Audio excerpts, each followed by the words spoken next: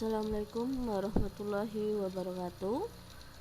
Nah, untuk kali ini saya akan menjelaskan mengenai regresi logistik untuk biner. Nah, pengertian dari regresi logistik, ya, di sini regresi logistik dapat digunakan untuk memodelkan hubungan antar dua kategori. Nah, kategori di sini ada dua, berarti disebut binary, variable dependent, dan dua atau lebih variable independent. Logistic regression atau regresi logistik digunakan untuk menguji apakah probabilitas itu sama dengan peluang. Apakah peluang terjadinya variable dependent itu dapat diprediksi dengan adanya variable independentnya. Kemudian variable dependentnya bersifat dikotomi, artinya memiliki dua kategori.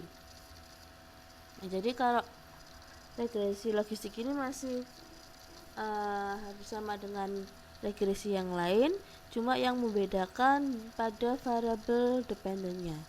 Nah, variable dependent di sini sifatnya dikotomi, ya. Jadi artinya bentuknya kategorinya ada dua. Jadi yang terlihat membedakan itu pada variable dependentnya. Regresi logistik umumnya melibatkan berbagai macam variabel prediktor, baik numerik ataupun kategorik, termasuk variabel dummy. Nah, istilah variabel dummy itu digunakan untuk datanya berupa kategori, nah kemudian disimbolkan dengan angka 1 dan 0. Pada regresi linier, variabel prediktor yang digunakan biasanya numerik, tetapi jika kita melibatkan campuran antara numerik dengan kategori, maka kita dapat menggunakan regresi logistik. Nah, selain dari variabel dependentnya bersifat dikotomi, biasanya untuk independennya juga bisa menggunakan numerik ataupun kombinasi antara numerik dengan kategori. Nah, oleh karena itu kita harus menggunakan regresi logistik. Kita tidak bisa menggunakan regresi linear berganda. Jadi yang membedakan itu. Nah, saya contohkan ya. Jika kita ingin mengetahui pembelian kosmetik merek XX ya oleh beberapa orang wanita dengan beberapa variabel independen, antara lain ada umur, ada tingkat pendapatan. Nah, tingkat pendapatan di sini nanti dibuat 3 kategori, yaitu pendapatannya low, medium atau high.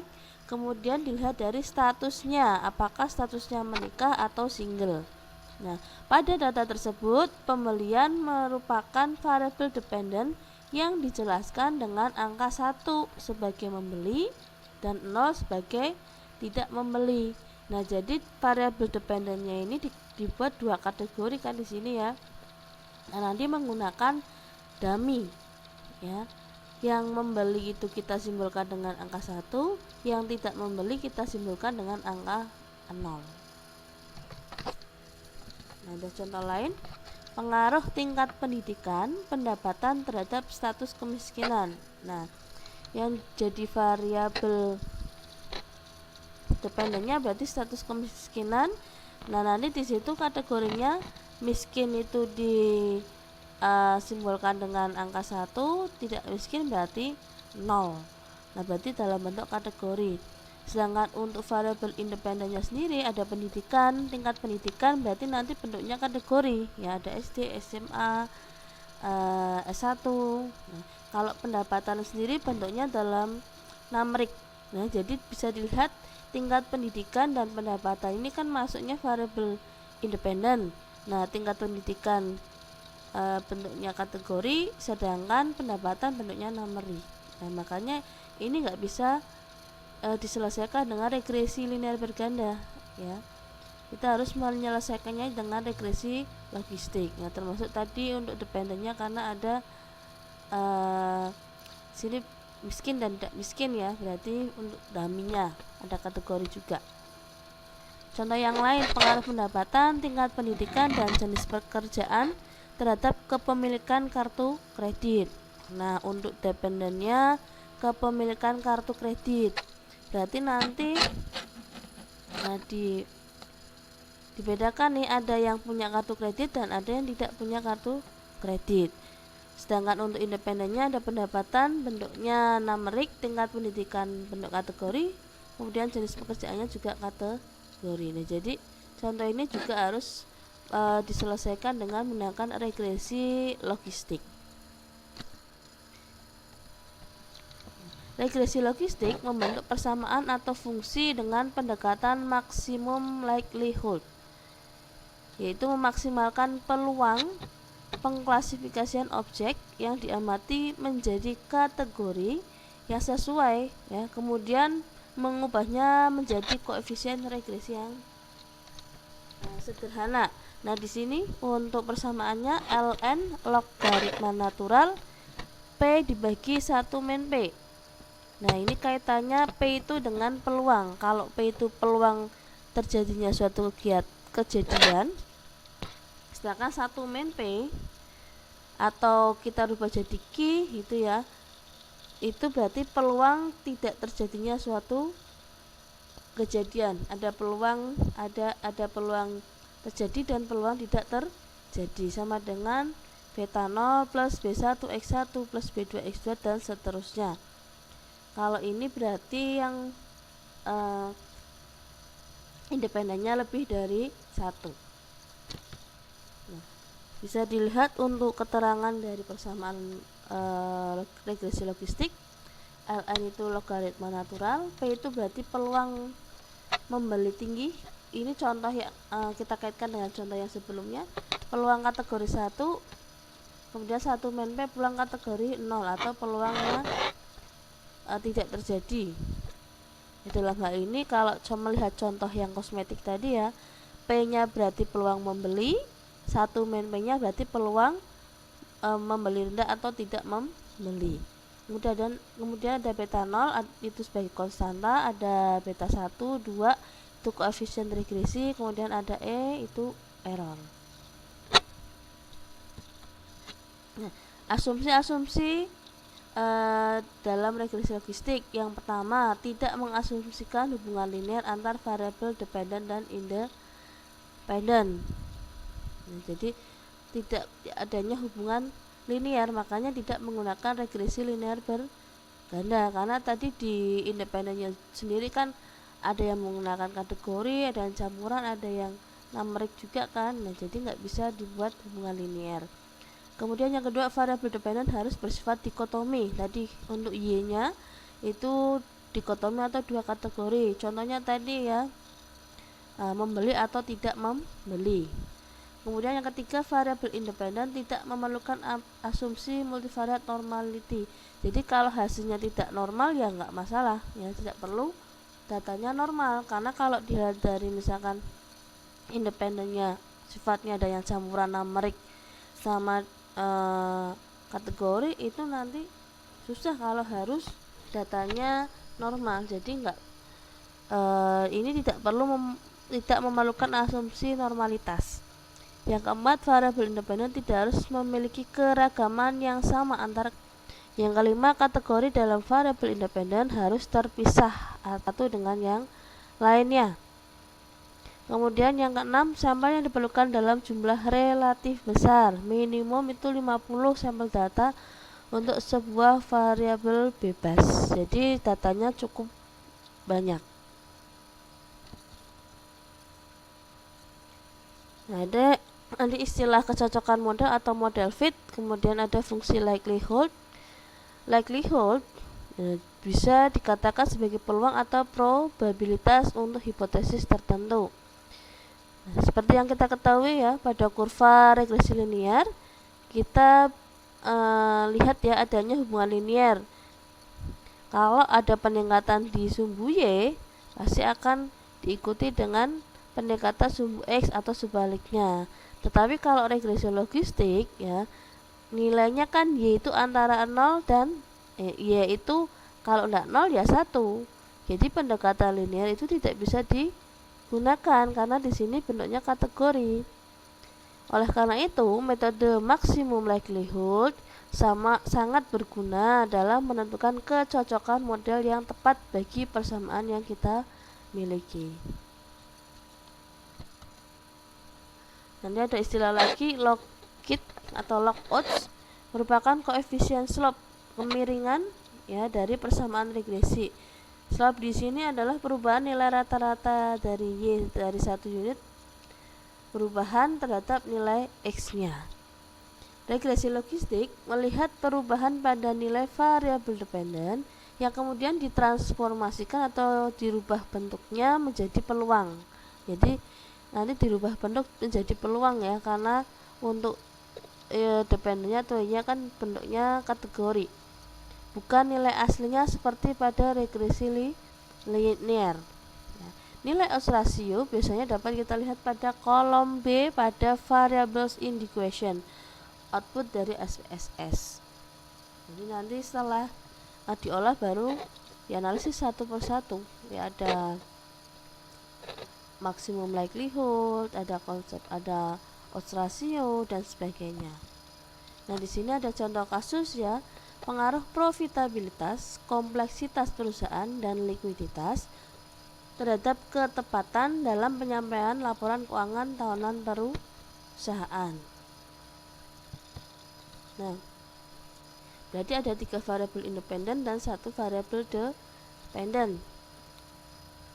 Nah, di sini ada yang kalau yang profitabilitas bentuknya numerik ya karena angka, kemudian kompleksitas itu maksudnya jumlah anak perusahaannya ada atau enggak.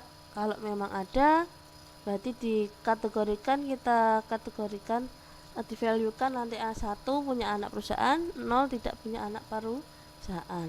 Kemudian berikutnya ada likuiditas, kalau ini bentuknya numerik karena nanti bentuknya rasio. Kemudian variabel dependennya atau Y-nya, nah dibuat dipakai dummy ya. 0 itu tidak tepat waktu, 1 berarti tepat waktu.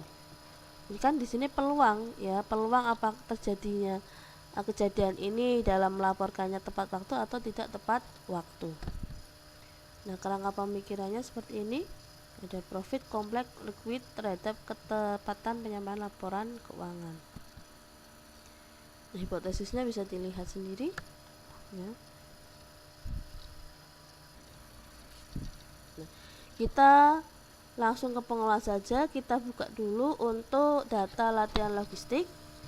Nah, nanti ada ini ya, ada tepat, profitabilitas, kompleksitas sama likuiditas. Nah, untuk datanya seperti ini. Tepat, ketepatan laporan penyampaian laporan keuangan ada 1, ada 0 karena kita menggunakan dummy ya. Nah, kalau kompleksitas menggunakan kategori. Nah, kita lihat, bisa dilihat di 0 berarti dikatakan tidak tepat waktu, 1 berarti tepat waktu.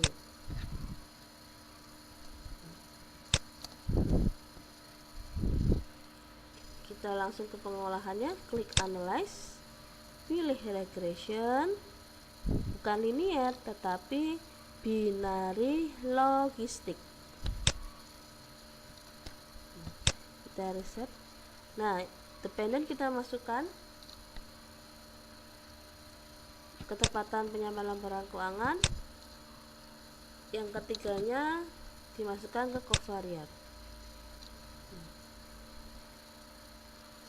Kita klik kategorikal, kalau memang variabel independennya ada kategori, nah silakan diklik kategorikal. Nah, yang bentuknya kategori yaitu kompleksitas ya, tadi yang punya anak perusahaan dan tidak punya anak perusahaan kita masukkan ya. Kemudian di continue, kemudian di option pilih classification, household. Nah, kita centang semua saja nggak masalah ya. Kemudian di continue, kemudian di oke.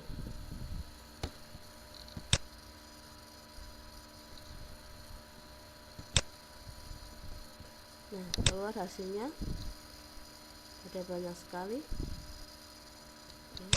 Nanti hanya beberapa saja yang kita pakai untuk analisis.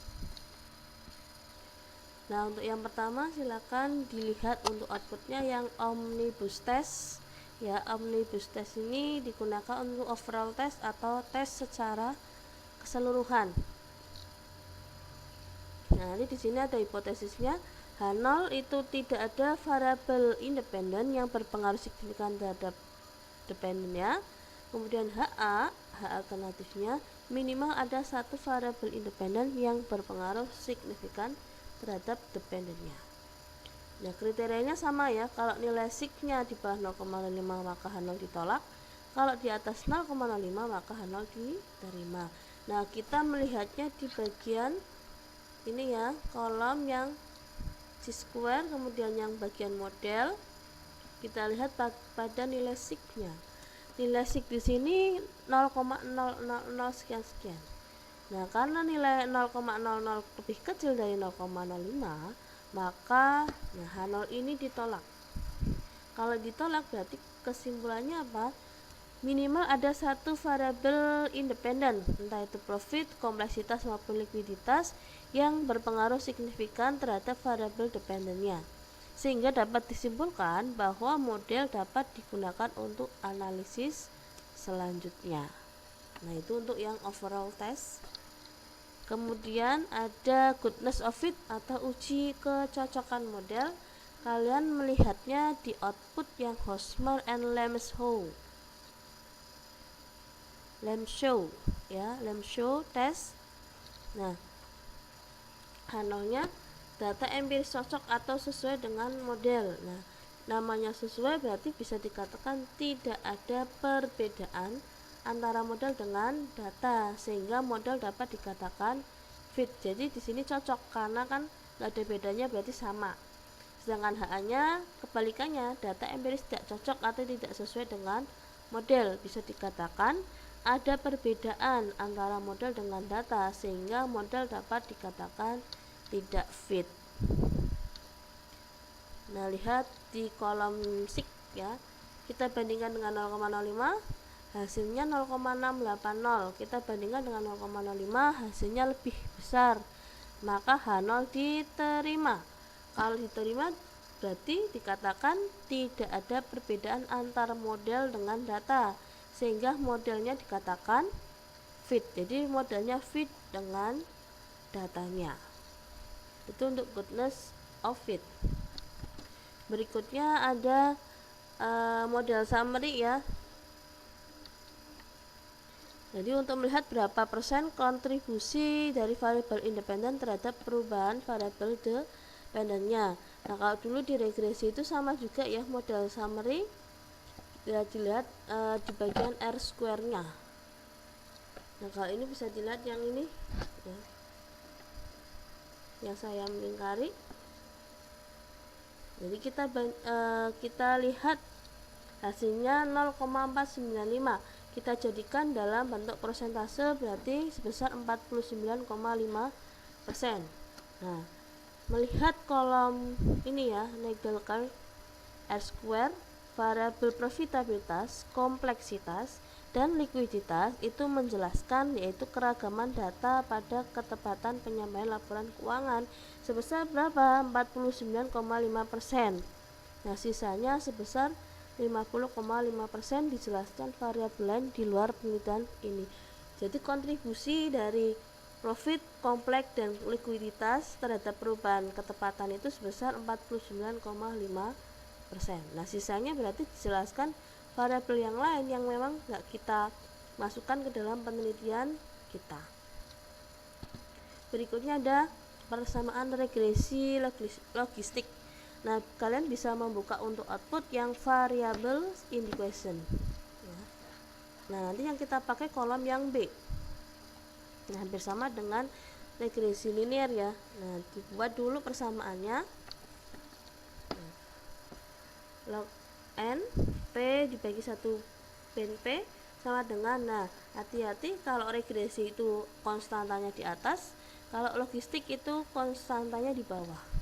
kita ngurutkannya dari bawah berarti ya, minus 4,447, kemudian di atasnya di sini ya ada profit plus ya kan, positif 1,059 profitabilitas plus 0,953 kompleksitas plus 0,529 likuiditas. Nah, kalau kita pindah posisinya logaritma dipindah ke kanan, dia menjadi eksponensial ya. Nah, menjadi pangkat berarti ya, pangkat. Nah, nanti yang angka tadi minus 4,47 plus 1,059 dan sebagainya. Itu untuk persamaan logistiknya. Nah, selanjutnya, nah, interpretasi odds ratio, rasio probabilitas. Nah, yang dipakai yang mana? EXP di sini eksponensial untuk beta. Nah, eksponensial itu sebenarnya berarti kita menjelaskan dari yang persamaan tadi. Nah, yang ini ya, ini itu kan eksponensial. Nah, berarti nanti kita menggunakannya bukan nilai B lagi ya. Kalau di regresi linear kan menggunakan B langsung ini. Nah, karena ini kan dalam bentuk peluang, dirubah bentuknya. Nah, eksponensial dipangkatkan, nah berarti hasilnya ini ya, jadi pangkat min 4,447 itu kalau dihitung hasilnya 0,012. Kemudian pangkat 1,09 nanti hasilnya sebesar 2,884. Nah, nanti yang akan kita interpretasikan EXP ya, yang profitabilitas itu 2,884 ya, positif ya. Jika jumlah profitabilitas perusahaan bertambah 1 unit, maka kecenderungan akan semakin tepat waktu perusahaan dalam menyampaikan laporan keuangan, yaitu sebesar 2,884 kali lipat. Nah, kalau ini kan profit kan dalam bentuk angka ya. Nah, kita ke yang kompleksitas. Di sini kategori hasilnya positif juga 2,593. Artinya apa? Kecenderungan sebuah perusahaan yang tidak memiliki anak perusahaan itu akan tepat waktu ya dalam menyampaikan laporan keuangannya sebesar 2,593 kali dibandingkan perusahaan yang punya anak perusahaan. Jadi kalau yang tidak punya anak perusahaan itu cenderung akan tepat waktu ya, karena nggak perlu memerger laporan keuangannya, jadi lebih cepat tepat waktu. Kemudian yang ketiga, untuk likuiditas ya positif juga. Jadi jika likuiditas bertambah 1%, maka kecenderungan akan semakin tepat waktu perusahaan dalam menyampaikan laporan keuangannya sebesar 1,697 kali. Nah, itu untuk penjelasan dari odds ratio. Yang terakhir, nah,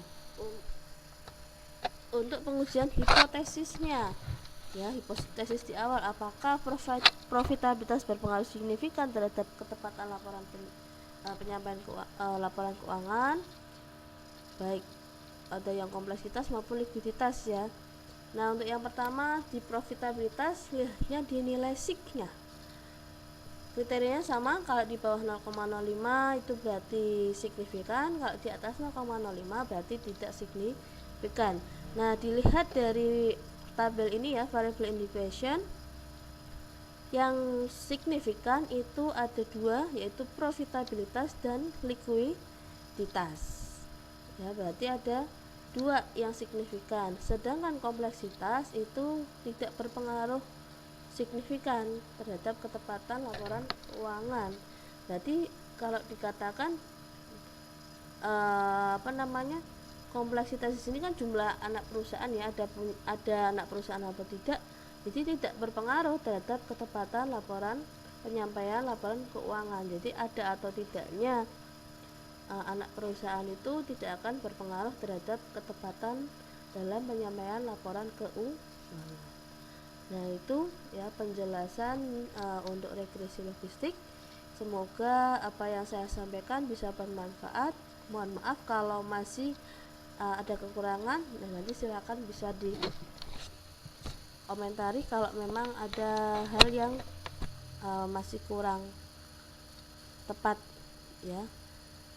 Terima kasih. Ya, wassalamualaikum warahmatullahi wabarakatuh.